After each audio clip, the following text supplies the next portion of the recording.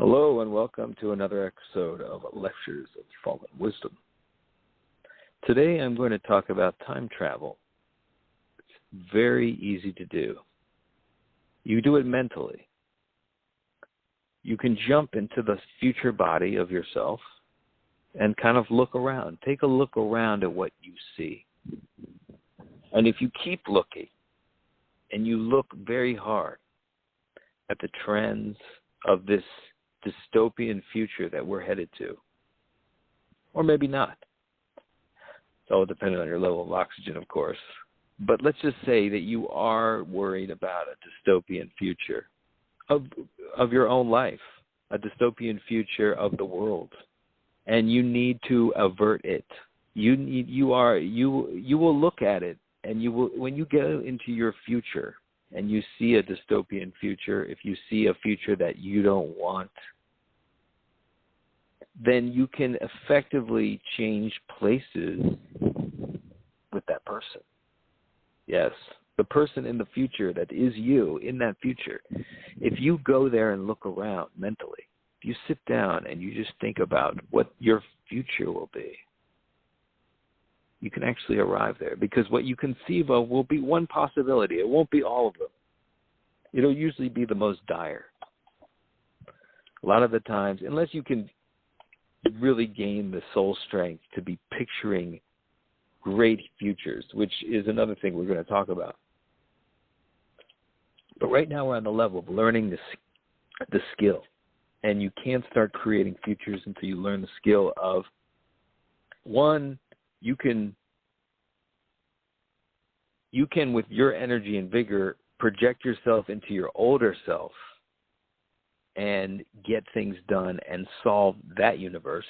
So you can kind of switch places with your future self, while your future self can come back here, overwrite your consciousness here, and with its futuristic understanding and its futuristic hindsight looking down upon you, almost like a God's eye. If you make every action, and the way you implement this is by making every action something that your future self would decide to do and would think that was a brilliant thing to do given the circumstances. Your future self, it's a wholly different perspective than you and your present body. Those kind of decisions you make on rashness, on just the feeling in the moment, on how you just don't want to feel this way in a certain way, so you do this. When you look at it from your future self's perspective, you can understand, like, you can't be sitting around fucking watching TV all day. You can't be just wasting your time. Your future self is looking down upon you and just being like, what are you doing? Why did you waste all this time? Your future self has less time than you do, much less. At least he thinks he does. We're under the traditional concept of mind, which most people believe that as they get older, they have less energy and that they're losing power. It's all an illusion, believe me. It was inculcated I think actually by the earth itself, to protect itself from humans. Humans who were immortal would devastate this planet. So there's not going to be a general consensus about immortality until we are good to the planet again. And that's going to take a long time with all the junk that we produce. Unless we can start making planets out of junk. Maybe we should just start making new planets. Because that's actually what we do in the future. We take all this plastic and all this junk, and we actually terraform it into a planet, and we send it into space. And a lot of alien species do this with their trash, and we're just learning it now. But eventually, all our trash is going to become planetary material, and it's sad that we have to wait so long and junk up this earth for so long before we do it. Now, your contact with your future self and the future dystopian world of the environment, those two things together, you're going to see that you're not going to be in good shape, and the environment's not going to be in good shape. You can kind of take those perspectives and bring them back here. And so what would your future self, if you were to just keep on what you were doing and just kind of being the lazy slob that you are, And let's face it, all of us have lazy sloths inside of us. If you were to do that, your future self would be quite upset. And you know what? If you don't have this perspective, if you don't make this mental exercise, guess what? That's where you're headed. And your future self has no say in it whatsoever. But here you give your future self a say. Because and remember, I told you how to get there. You get there by picturing yourself in the future. What do you see? What will you be doing? Don't be wishful about it. What do you think would happen if you just continued the way you were doing things and didn't take charge on a certain level in the way that your future self would if you had control of your body? Because guess what? The more you project yourself out into the future, and this is not something you should do unconsciously. Remember the last shows. This is something you do consciously. You consciously think about the future. Don't think about so much what your dystopian future will be, because that kind of drives you there. It will flash in your head. It will make you just think for a second what your future self would want you to do in these moments. And that will transform you into your future self. Meanwhile, your future self, for whatever dystopian future you find yourself in where you didn't, there are those possibilities where you did not take the initiative, where you did not think about what your future self would want. And those futures aren't so great. Future self that you want back here to fix that possibility. And you can transfer yourself to that possibility with your energy and your sight and your confidence, which has been beaten out of your future self in the dystopian world. And you can take charge of that world and bring it from the brink. Even though we're on the brink now, in your future dystopian world, we're obviously on the brink much, much more. And you are too, personally. You know, you've probably let your body age. You've probably forgotten about all the ideas that immortality is a myth. You started believing in death again. And so you just felt like, yes, I should be deteriorating. I should be getting fatter. My metabolism should be slowing down. None of these things are true. None are true. It's inculcation. We're the only animal that believes that we have to die. Yes, it's hard to find an immortal animal, an immortal human. But I suspect that if there were one around, and I do suspect there are, that they're not going to advertise it, It's not worth it, because they'll just tear you apart trying to figure out the fountain of youth, when really it has to be a core calmness inside of you. There's no substitute. You can't take a pill for this. You cannot try to exercise your way into it. You cannot try to meditate your way into it. You have to walk into it.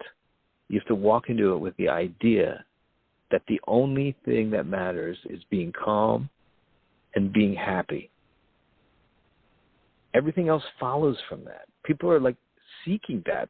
They're trying to beat everybody and punch everybody in the face to get to that. It's no, you have to get there first. If you don't get there first, you're fucked. So how do you get there? How do you get to bliss before anything? You have to fucking walk into it by getting rid of non-directed thinking. It's happening. I just did a show on this a few days ago. Non-directed thinking. That's all I did for the last couple of days. Anyway, it's not something that even people who know about it can really stop completely. But you have to be on top of it. You have to be so disciplined. And then you'll feel the bliss start to rise up. The bliss will just fill your body in the absence of non-directed thought. Somebody, a new friend of mine, sent me a message about a mouse on a wheel, picturing a mouse on the wheel, and then the wheel and the mouse disappearing, something like that, or the mouse jumping off the wheel. Just a way to get your mind on something that isn't what your mind is on, which is usually just your unconscious thoughts. any kind of mechanism that you can come up with to picture is a good thing to picture. I mean, picture like a stage curtain opening up, and there just being like this blackness inside, and you just kind of go into there. And it's not like it's a comforting blackness, but it's just like, just keep picturing something opening and you walking into it, because that's what's happening. You're walking into the now. You're walking into this new, awesome reality. Think about it like this. If you were actually in a virtual reality space, would you be thinking about the space outside as you're interacting with it? I mean, that would just be foolish, right? It would be better for you to just be in the virtual reality. I mean, you're in it. Why try to fight it? And yet that's what everybody's doing. They're kind of, as they're letting their unconscious thinking occur, they're fighting what's happening now. They're fighting it. They're competing for mind presence with it. And it's like, it's the instant way to be non-blissful, is just to let your thoughts run. They poison you. They poison every cell in your body. So this is like worse than cancer. This is worse than anything. This is the reason why everybody's aging and dying. It's like grinding gears on themselves. It's like you have a gear against another gear. Eventually there's just raw, nothing, no catch, nothing, just helplessness. It's torture what you're doing. If you allow your mind to work without your intention, you're torturing yourself daily. And you're torturing others too, because to the extent that you're tortured, you're going to torture. This misery loves to torture. Misery loves company. Misery loves to create itself in others. Remember that when you deal with somebody who's negative, okay, they are miserable in that moment. They've been miserable. Negativity is spawned by non-blissfulness, is spawned by letting their minds just float. And they get enraged, and they become monsters of rage. And there's no way of dealing with them on a way that's not basically like slapping them in the face on some level. And that's like, turns you negative. That's the fucking contagion of negativity that we're talking about here. It's very easy to get contaged by it. It's like contaged. You will catch negativity like that, and you won't be able to even know. It's like a fucking zombie bite. And it instantly pushes you out of bliss. But you just have to see the process at work. Negativity comes in front of you, boom, pushed out of bliss. Get back into bliss by just banishing it, just being like, no. Disengage from it. It's not you. Disengage from it completely. You are a blissful person. You have to be a blissful person. Otherwise, there's no point to living anyway, too. You know, I understand people who want to commit suicide if they're not blissful all the time. It's like, why are you living just to live pain? Why are you living just to have horrible anxieties? It's not worth it. Believe me, it's not. And guess what? You won't be for long, because your body won't take it. Your molecules won't take it. They will separate because they're sick of you. They're sick of your whining mind that they have to fucking feel every day for 80 years. So 80 years from now, it's just like, we're done. Unless you banish the shit and get bliss washing through your body. And the only way to wash it through your body is to shut down the thinking. Just be like, shut up, shut up, shut up, shut up, shut up, shut up. I mean, I don't know what the fuck you got to do. But you got to make sure that this mind is only being used when you're directing. Now, you have anxieties. They're like reminders. They're like lights on a dashboard. They're like, hey, you need to think about this. But not 5 times, not 100 times, not every fucking hour of the day. Right? You have a problem. You can deal with it. You just have to set aside some time to do it. And you can make an appointment for yourself. And it doesn't have to be, you can do it now. You're like, you have anxiety, right? It's about something. You're like, okay, I'm going to take 10 minutes and I'm going to think right now about it for 10 minutes. I'm going to think, put my timer on, and then when 10 minutes are up, I'm done. And you're going to come up with some kind of solution. You're going to write it on some piece of paper. You take a mental note, whatever it is. It will bring you a little bit further along in the problem. It will give you the next step. Everything is about steps when you're having to deal with some problem, right? And the problem is there's so many steps that you want to push it out of your mind and then just feel the anxiety of the problem all day long. And if you're just making progress on your problem, quote unquote, your mind will be tremendously satisfied with that. And so you have to do that. You have to make time to think about your problems. You can't just live your life completely without thinking about those things. It's just that they can't be undirected thinking. They can't be thinking that is just floating around in your mind as you're doing other stuff and focused on other things. No. That has to be fucking erased. And it's just a bad habit of the mind. It's not hard to erase it. It's a bad habit of the mind. And it comes about because you get a little tired and you just start reverting to it. And it's, you don't know that you're there until you start feeling kind of not in bliss anymore. That's the light on the dashboard for that process. It's just, if you don't feel like you're basically on MDMA all the time, then something's wrong, and you need to fix it. And I know MDMA is a little strong example, but what I'm saying is if you don't feel happy and elated to be alive, then you're letting your thoughts run away with your mind, and your mind is being bathed in negativity and anxiety because of it. And of course, that mind is not going to be happy. It's not going to ever see a way out of unhappiness. It never will. It will just constantly think that that's just the reality. And that's The Matrix. I mean, this new movie remake is coming out, but The Matrix is negativity. The Matrix is the mind clouded with past and future thoughts that are undirected, anxieties, negative thinking, just sadness.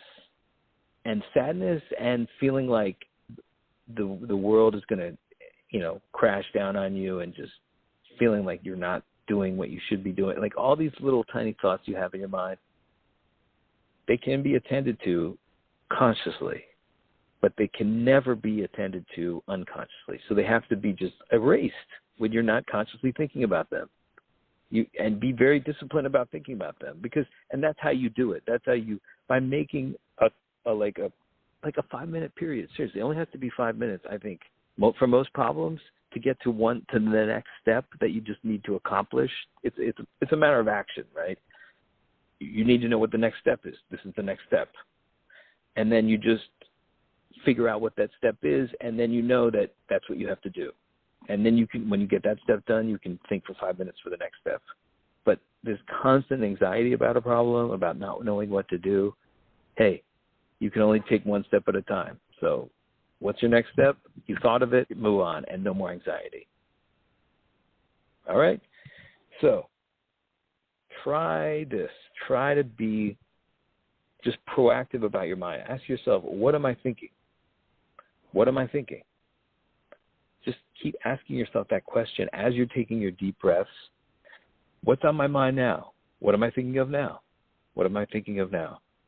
It should create enough space for you to understand that you were thinking about something before, and it wasn't your intention to think about those things. You're just interrupting that flow of shit that comes on every time we're just kind of wandering around, looking at things in life. Our mind is working in a way that is affecting us emotionally. Now, it's still going to work. You're still going to have processes going through. You can't completely stop it, but you can stop the real emotional stuff. Trying to keep your mind in the present as much as you can. Anyway, I kind of went a little bit of tangent from the time travel thing, but the time travel thing allows you, when you use these focus periods of thought, it allows you to project yourself into the future. Now, you can project yourself into the future where you are massively successful, That's another way to do this, is where you're just like, and then you ask yourself in that massively successful place that you're in both body and mind and the earth. Like, how did you get here? How did you make this come about? And that person will be like, well, why don't you just let me replace you? And I'll do all the things that you needed to do. And you have that guy's mind. You have the mind of your most successful self. And he is there, and he's just like this, you did that, it was easy, you kept yourself calm, kept yourself happy. You listened to the lectures of Fallen Wisdom, which you wrote. Exactly, yeah. Thanks anyway for writing them. I'm reading them back to you. But the thing is you wrote these. I didn't write them. I found them. Like, I'm like the guy, I'm like Brigham Young. I found the tablet, and then the tablet disappeared, you know. But these things are true. You know they're true in your bones. You know that bliss can't come through meditation. Like, you know that bliss can't come through money. You know bliss can't come through any external factor, anything you do. It has to be in your mind, and you have to arrive at it before anything. It has to be the precondition to life, not the thing you're seeking. And once you realize that and you understand, look, I'm only going to be able to get there if I just shut my mind up. I'm a naturally blissful, your mind is naturally blissful. It just needs those minds, it needs those thoughts swept out. It needs them gone. It needs you to be focused on the present and like happy. And that the happiness is the absence of random thinking. So it's so quick, right? Just work on that like nothing else. Breathing and like stopping your thinking unless it's intentional. If you want to stop and think about some anxiety for 5 minutes to just come up with the next step to sweep it out, then do that. But if you don't need to do that, if you have the next step in your mind, you can be like, well, why am I having anxiety about that thing? I have the next step, so that's gone. So that's the idea, is that you come up with the next step of any problem that you're dealing with. Your mind knows the next step has been planned. There's nothing to have anxiety about anymore. Anxiety is only defeating you if you're second-guessing your next step. Think about it for 5 minutes more. Think about a better next step. All you have is next steps in every fucking problem. So that's a little bit about how you're dealing with these anxieties as they come.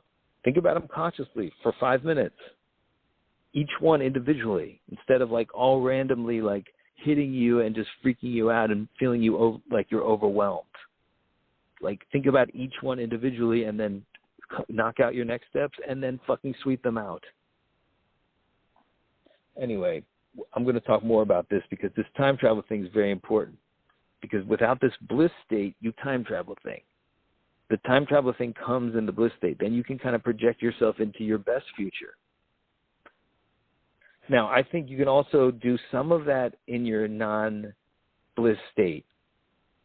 So I'm talking to both people in this lecture here, because there's a lot of people that aren't in their bliss state, and that's fine. And you can kind of get out of it if you bring your future self back here. Why? Because your future self probably has figured this out. This is like the thing that people do figure out with age. They just start to let go of things, and they're just happier in old age because there's the pressure of like trying to get things done is not there, and so they kind of feel like a little bit more blissed out than they did when they were younger. But don't let it get to that point where you're just like, well, what's the point? You know, that's why I'm not so upset anymore. It's because there's no point. You don't want to get to that.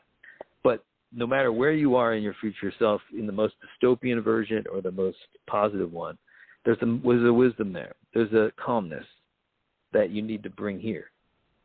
But if you go in your bliss state, you go to your best future and you get all the answers about what you need to do, and you do them blissfully. And your future self will be like, look, I took a number of steps to get to where I'm at, and here's the next step you got to do.